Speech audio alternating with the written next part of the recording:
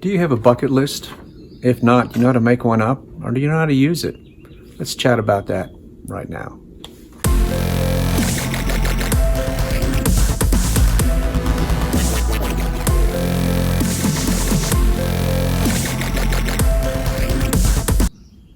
Greetings.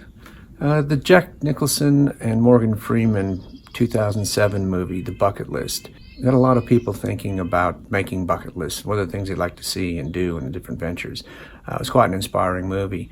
The only thing I didn't like about the focus on that and kind of the interpretation people had was that bucket list for what to do while you're dying, or it was for the dying, and it's absolutely not. A bucket list is for the living. The point of that is to do during your lifetime, and not to wait until you're too frail or too old or too sick to do these type of things. You need to be living life in the moment. I've always used bucket list. The bucket list maps out my life, and the items on the bucket list are mile markers on my journey. It's been a living document my whole adult life. And in my opinion, that's exactly how bucket lists need to be used. And so if you've never created one before, there's plenty of information out there on the web and on YouTube. For me, how I look at it is it's done in a few stages. And the first stage is really the reinventing yourself, the dreaming stage of possibilities. And so thinking back to when you were a child, what were the things that you really want to do in life? How do you see your life going? What sort of activities would you like to done? What kind of occupation would you want to do when you grew up? Did you want to be a teacher or a coach, sportsman, security guard? I mean, what sort of occupation did you see yourself doing in? And what sort of skills did you see yourself having? Did you want to play an instrument? Did you want to learn about the stars? Just dreaming out there. You want to be an astronaut. Just open your mind and try to remember back what was it like. Well, where did you want to go in your life? And what sort of things did you want to do? Did you want to climb a mountain, go deep sea fishing?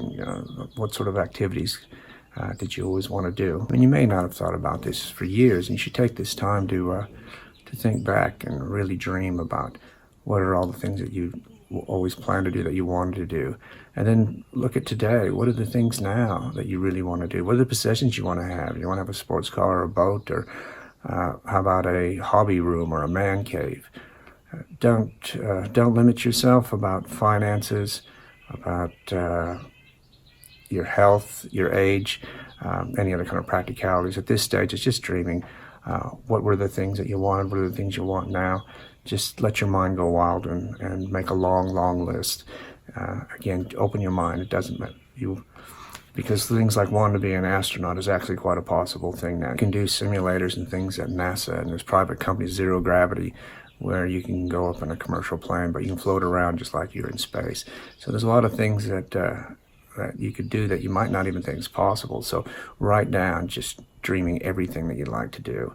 Make that list as long as you want. And most importantly, where do you want to travel? I think travel is an essential part of any bucket list, and it's probably the greatest life experience that you can have, is to get out and travel. It fills the senses with new sights and smells, and our world as we get older tends to get smaller and smaller anyway. So you want to expand that out and then fight against that. And travel is just an amazing way to do that. It just fills you with energy to break from the routine and see new things, smell new things, meet new people, different cultures, different architecture.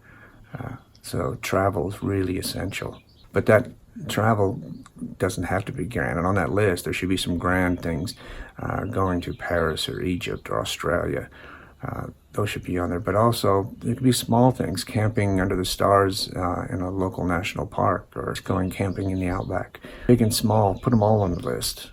You can prioritize later. One of the key things that, kind of key philosophies that I always go by is, when's the last time I did something for the first time? So what's something that you've just never done? Maybe going through a magazine, seeing on TV, you get all kinds of ideas. They're like, oh, I didn't even know that existed. Maybe I'll give that a try. Put it on the list. Mainly just put anything down that just resonates with you, anything that gives you energy or a bit of a spark. Put it on a list. From that list, and don't let the list overwhelm you. We're only going to take bite size. I suggest 10, your top 10. What's the top 10 things on that list that is really important to you that you'd really like to do? And looking through that list, some of them are going to be just things you're most passionate about. But now this is a part where some practicalities start to come into play. So if there's something on that that requires you to be fit, if you're trekking to Tibet and through the Himalayas, you probably have to kind of do that while you're more fit if you actually want to be doing the trekking yourself, to fly up there and have tour guides and ride around.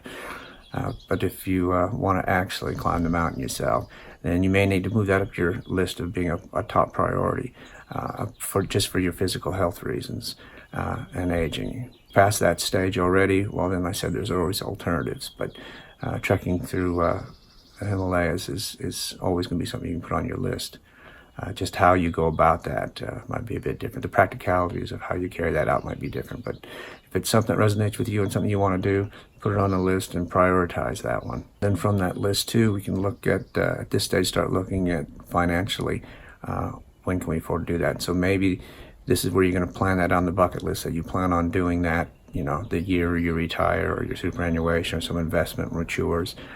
So you can kind of fit that in, scheduling in that around when you can afford that. But don't let the expense of something deter you from putting on the list, because if you focus on this and set your goals like in goal setting I talked about, you'll be amazed that you can't imagine having the funds to go on a world cruise currently in your current situation. But you focus on that, you make it a goal, and you take an active interest in making that happen, resources appear.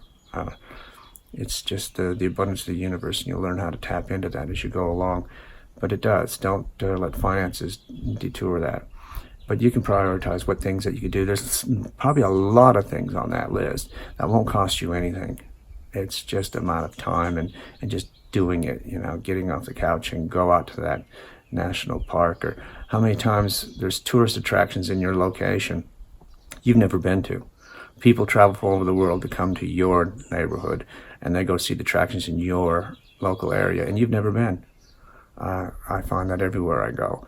So put that on your bucket list. Go down here in Montana. There's a National Bison Range near Polson, Montana, and for years I always thought, it'd be so cool to go there, and I never did. And then when I retired here in 2008, I thought, I need to go do that. So checked it out, and it's fabulous. And it's something that was always there, and it was always close, and it wasn't expensive. I just never went. And so make the time to do. And also many of us have at least one really burning desire, something that we've always wanted to do. But we've made compromises through life, either for work or family or others, and we put it off. And I think this is the time to be thinking, well, we may not get a chance to do this if we don't do it now. So if you have a burning desire about doing something, seeing the Louvre in Paris or something, that number one priority, and you focus, you set your goals, and you make that happen. The other strong key point I want to make, why I've used bucket lists my whole life and I continue to use bucket lists, is because a bucket list is a living document. Once you tick off an item on your list, you replace it with another one.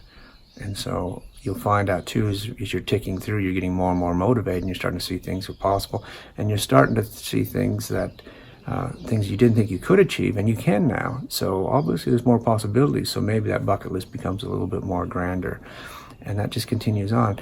And like I said, I've been doing this since I was a teenager, and I've gone places and done things far beyond my imagination at the time. So as I grew and I got more experience and I ticked more things off, and I saw how this process works. One funny thing is, though, of all the travels, the two countries I started with, I wanted to go to Sweden, I wanted to go to Fiji, and I've seen a big part of the world, and those are two places I still haven't been. So they're on the bucket list, but I've always knocked down the priority to travel somewhere else, to do something else. So I have to take my own advice and push that up and make sure I do that soon. But unfortunately, the biggest sidetrack is my home here, as you can see in the back there. I mean, this is heaven on earth. So when I do have my vacations, I tend to want to come here. But I usually stop off somewhere, particularly if I'm traveling with the family or my wife. We try to do a side trip, or we have to go all the way around the world, so we'll stop off somewhere along the way. If I travel myself, I tend to just push through. I hope that's a bit helpful. Remember, there's tons of videos on YouTube and the greater internet about how to make bucket lists, what they're used for. This is just my spin on it, my take on it, and it's using bucket lists has enriched my life a great deal. I'm very pleased how I live my life, and I've got lots of things on the bucket list going forward, a lot more that I want to do and achieve going forward. And I think just that, always being future focused, having something out front, is going to keep you well. It's going to keep you energized. So the key point I make is don't be reminiscing so much on the past. It's nice to have nice memories, but be future focused. Look at where you want to go, what you want to do, another career, maybe a different, and it doesn't have to be a paid capacity. Maybe if that's what you don't want to do, you want to do some part-time, you want a whole career. But coaching, teaching, there's a lot of things that you can do. You go back to school.